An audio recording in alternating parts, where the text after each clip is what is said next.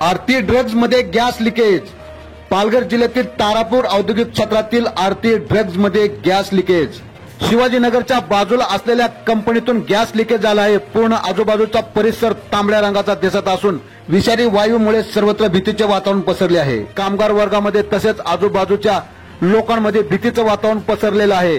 पाहू शकता कशा प्रकारे हा गॅस संपूर्ण वातावरणात पसरलेला आहे। अग्निशमन दलाचे जवान पाणी मारून गॅसची तीव्रता कमी करण्याचा प्रयत्न करत आहेत। अग्निशमन दलाच्या गाड्या जागेवर पोहोचलेल्या आहेत। आपण पाहत रहा निर्भीड समाचार।